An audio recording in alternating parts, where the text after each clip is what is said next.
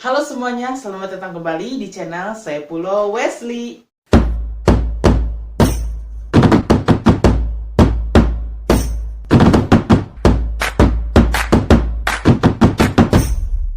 Pada kesempatan kali ini kita bakal membahas sebuah tema yang berbeda dari tema sebelumnya. Dan kita hari ini bakal membahas yaitu mengenai toxic relationship.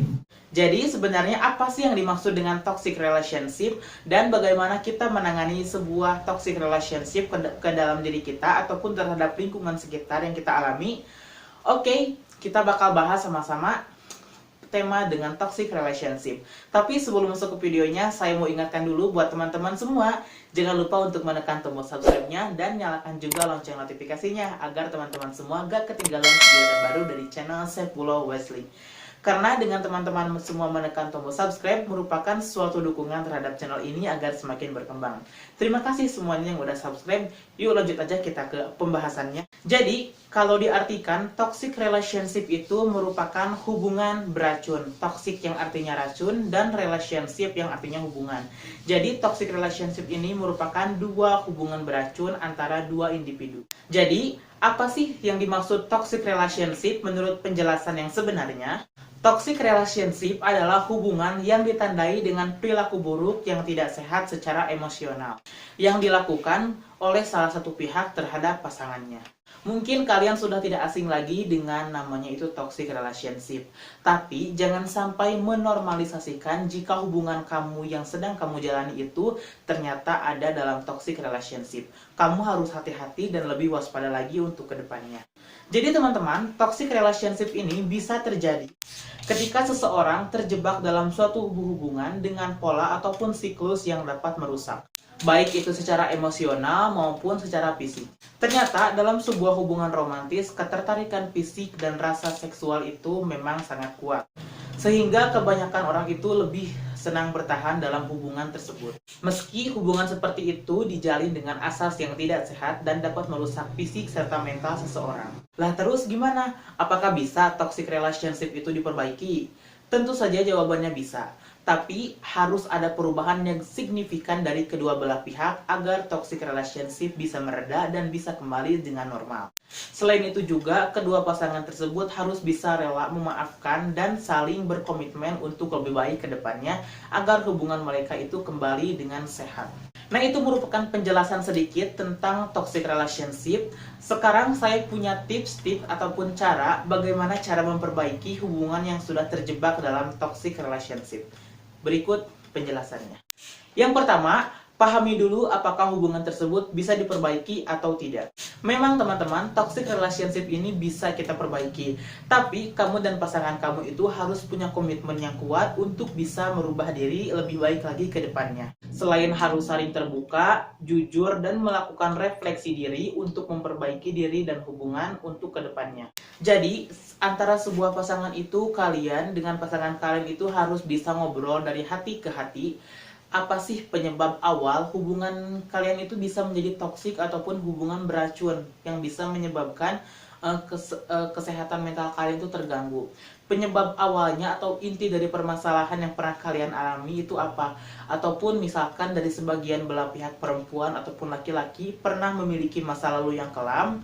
Nah, kalian itu bisa saling terbuka dan bisa saling curhat ke pasangan agar toxic relationship ini bisa segera berakhir dan hubungan kalian itu bisa sehat kembali. Nah, jika kalian itu sudah berusaha semaksimal mungkin untuk memperbaiki hubungan kalian dengan pasangan kalian, tapi tidak juga menemukan titik terang ataupun tidak ada perubahan dalam hubungan kalian, maka bisa jadi suatu masalah dalam hubungan kalian itu sudah terlalu besar dan sudah terlalu memuncak hingga didiamkan beberapa saat ataupun sudah lama-lama. Bisa jadi hubungan kalian itu tidak bisa diperbaiki ataupun harus berakhir. Di sini ada gak sih pasangan dari antara kalian yang biasanya kalau bercanda itu suka memakai kekerasan atau kontak fisik secara langsung terhadap pasangannya? Nah, itu bisa saja awal munculnya toxic relationship dalam hubungan kalian. Nah, biasanya jika pasangan kalian itu sudah sering melakukan kekerasan fisik terhadap kalian, kalian itu seharusnya segera meminta bantuan terhadap teman-teman, orang tua, ataupun keluarga terdekat yang kalian punya agar tidak terjerumus semakin dalam ke dalam hubungan yang beracun ini. Nomor 2, bersiap untuk mengakhiri sebuah hubungan. Ternyata banyak sekali orang yang masih bertahan dalam toxic relationship ataupun hubungan beracun ini. Karena mereka itu tidak berani untuk menjadi diri mereka sendiri dan mereka juga tidak mempunyai kemampuan untuk keluar dari hubungan tersebut. Jadi buat teman-teman semua yang ingin memperbaiki hubungan yang toksik ini, kalian harus siap-siap meninggalkan hubungan kalian jika sama sekali tidak ada perubahan yang sudah kita lakukan terhadap suatu pasangan itu. Ataupun hubungan itu akan semakin memburuk untuk kedepannya. Dan jika kalian itu tidak pernah ingin keluar dari hubungan itu ataupun sudah merasa nyaman, bisa saja pasangan kalian itu tidak akan pernah berubah dan kalian otomatis akan terjun lagi kepada siklus toxic relationship yang akan semakin buruk untuk kesehatan dan untuk kedepannya. Nomor 3, lihatlah apakah hubungan kalian itu punya A, B, C, D atau A, B, C, D. Jadi teman-teman, kalian itu bisa loh untuk melihat hubungan kalian itu sedang toksik ataupun tidak dengan cara ABCD ini. Jadi apa saja itu ABCD? A. Accusation atau tuduhan. B. Blame atau menyalahkan. C. Criticism atau kritikan. Dan D. Demand atau tuntutan. Nah, jika teman-teman semua pernah mengalami keempat hal yang sudah saya sebutkan tadi, segera lakukan untuk berbicara kepada pasangan kalian dan bisa untuk mengakhiri hubungan itu secara toksik ataupun bisa kalian memperbaiki hubungan itu agar lebih sehat lagi untuk kedepannya. Jangan dianggap sepele hubungan toksik ini karena dapat merusak mental dan fisik seseorang. Saya tidak menyalahkan sebelah pihak, bisa jadi kalianlah yang melakukan toxic relationship terhadap pasangan kalian. Dan buat kalian yang menonton video ini, coba kalian itu ingat-ingat kembali apakah pernah melakukan ABCD yang sudah saya sebutkan tadi. Cobalah untuk refleksikan diri dan lebih bercermin untuk kedepannya agar hubungan kalian itu bisa lebih sehat lagi. Sangat penting dalam sebuah hubungan itu terdapat komunikasi yang baik. Ternyata hubungan itu bukan dilandaskan atas lawan. Ternyata dalam sebuah hubungan itu bisa menjadi kawan. Dan memperbaiki komunikasilah yang paling penting. Jangan sampai terdapat kesalahpahaman yang berujung ke dalam toxic relationship. Jadi hubungan kalian itu bisa lebih sehat. Nomor keempat, jangan ragu gunakan suaramu. Banyak dari sebagian orang yang telah berhubungan toxic relationship itu ataupun ada di lingkungan toxic relationship itu tidak pernah berani untuk menyuarakan pendapat kalian ataupun pendapat yang kita miliki. Karena kamu merasa kamu tidak ingin membuat pasanganmu tersinggung. Jadi kalian itu lebih banyak setuju apa yang diminta pasangan kalian akan turutin. Tapi tanpa disadari bahwa hubungan seperti itulah yang awal penyebabnya toxic relationship ini bisa terjadi dalam sebuah hubungan. Jika kalian kesal terhadap pasangan, coba untuk mengungkapkan dengan baik-baik. Jangan sampai kalian memendam perasaan itu sendiri.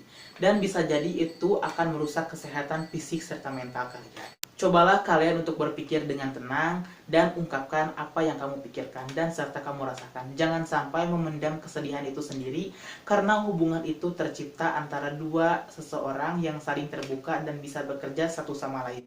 Tentu saja kamu bisa menyuarakan isi hatimu, bela dirimu, bela hubunganmu agar hubungan kalian itu bisa lebih baik untuk kedepannya dan tidak terjerumus ke dalam toxic relationship yang semakin gelap. Nomor kelima, mulailah punya ruang sendiri. Jadi banyak sebagian dari orang itu yang berhubungan itu lebih mementingkan pasangannya, tapi tidak mementingkan kesehatan dirinya. Dia itu lebih mengutamakan kesehatan ataupun kepentingan pacarnya. Yang dia minta langsung dia turutin, yang dia inginkan langsung dia beliin. Sebenarnya itu tidak baik dan itu bisa saja menjadi awal mula toxic relationship berada di hubungan kalian. Cobalah kalian juga bisa menyadari diri sendiri apa yang diri kita itu inginkan. Coba kalian turutin kemauan diri sendiri. Jangan hanya mengikuti perasaan pasanganmu saja. Ingat, kamu juga masih punya duniamu sendiri, kamu juga masih punya teman-temanmu sendiri yang harus kamu sapa, punya keluarga yang harus kamu bela, tidak hanya mengutarakan isi hati ke pasangan saja. Dan tidak hanya mengikuti perasaan pasangan saja, kamu juga masih punya teman di sekelilingmu, teman yang baik, keluarga yang baik. Itu adalah aset yang berharga yang kamu punya selama hidup di dunia ini. Nah, pada saat ini setidaknya kalian itu harus benar-benar bisa berubah dan bisa merubah pola pikir kalian. Cobalah kalian untuk bisa memiliki ruang sendiri, karena suatu hubungan itu bukan berarti kamu harus selalu ada di samping dia dan menemaninya dia kapan saja. Ada saatnya juga kamu harus melakukan apa yang kamu inginkan, karena kebutuhan mental dan fisik kamu itu bisa terganggu jika tidak dipenuhi dengan baik oleh diri sendiri. Siapa sih yang gak sayang terhadap diri sendiri? Pastinya seseorang itu sangat menyayangi diri sendiri. Tapi karena hubungan toxic relationship ini sangat berbahaya, jadi pola pikir seseorang itu bisa berubah. Dia itu lebih mementingkan perasaan pasangannya terlebih terhadap pasangannya, tapi tidak mementingkan diri mereka sendiri. Nah teman-teman, ternyata materi toxic relationship ini itu masih ada ya teman-teman. Kita bakal buatkan part keduanya, yaitu bagaimana cara mengatasi toxic relationship. Kita di sini hanya membahas 5 poin supaya tidak terlalu panjang juga durasinya. Kita bakal bahas untuk di next episode ya, di next video. Buat teman-teman semua yang menyukai video ini, jangan lupa untuk beri jempol ke atas dan subscribe ke channel ini agar gak ketinggalan video terbaru dari channel Saiful Wesley. Terima kasih semua yang udah subscribe ke channel ini, dan kalian juga boleh loh berkomentar buat konten-konten menarik di episode selanjutnya ataupun di video selanjutnya. Karena aku udah gak sabar buat ketemu kalian lagi di episode selanjutnya. Bye-bye!